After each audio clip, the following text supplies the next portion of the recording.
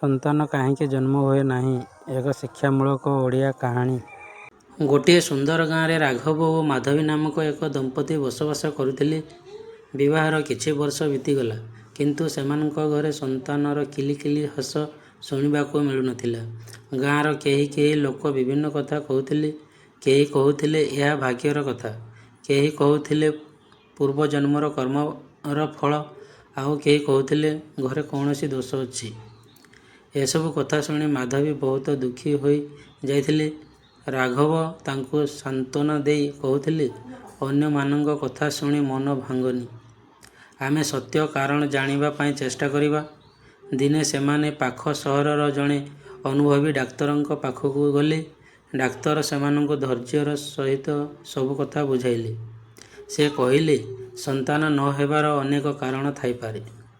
କେବଳ ନାରୀଙ୍କ ନୁହେଁ, ପୁରୁଷଙ୍କ ସ୍ୱାସ୍ଥ୍ୟ ମଧ୍ୟ ଏଥିରେ ସମାନ ଗୁରୁତ୍ୱପୂର୍ଣ୍ଣ।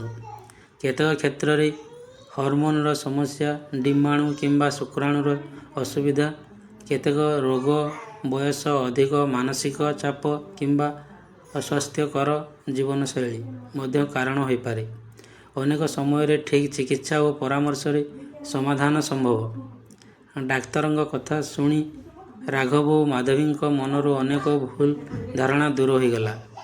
ସେମାନେ ପରୀକ୍ଷା କରାଇଲେ ଏବଂ ଜାଣିଲେ ଯେ ମାଧବୀଙ୍କ ହରମୋନର ଛୋଟ ଏକ ସମସ୍ୟା ଅଛି, ଯାହାର ଚିକିତ୍ସା ସମ୍ଭବ। ଡାକ୍ତର ସେମାନଙ୍କୁ ନିୟମିତ ଔଷଧ, ପୌଷ୍ଟିକ ଖାଦ୍ୟ, ବ୍ୟାୟାମ, ପର୍ଯ୍ୟାପ୍ତ ନିଦ ଓ ମାନସିକ ଚାପ କମାଇବାକୁ ପରାମର୍ଶ ଦେଲେ। ସେ କହିଲେ, ଧୈର୍ଯ୍ୟ ରଖନ୍ତୁ, ସବୁ ଦମ୍ପତିଙ୍କ ଯାତ୍ରା ଏକରକମ ନୁହେଁ। ରାଘବ ଓ ମାଧବୀ ନିୟମିତ ଚିକିତ୍ସା କଲେ। ସମୟ ସହିତ ସେମାନଙ୍କ ସ୍ୱାସ୍ଥ୍ୟର ଉନ୍ନତି ହେଲା। କିଛି ମାସ ପରେ ସେମାନେ ଏକ ଖୁସି ଖବର ପାଇଲେ। ମାଧବୀ ଗର୍ଭବତୀ ହୋଇଥିଲେ। ସେମାନଙ୍କ ଘରେ ଖୁସିର ଭରିଗଲା।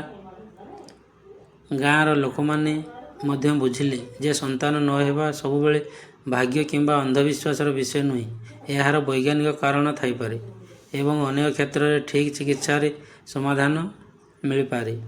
ସେହିଦିନଠାରୁ ରାଘବ ଗାଁର ସମସ୍ତଙ୍କୁ କହୁଥିଲେ, କାହାର ସନ୍ତାନ ନ ହେଲେ ତାକୁ ଦୋଷ ଦିଅନ୍ତୁ ନାହିଁ, ସହାନୁଭୂତି ଦିଅନ୍ତୁ, ସଠିକ୍ ଚିକିତ୍ସା ପାଇଁ ପ୍ରେରଣା ଦିଅନ୍ତୁ।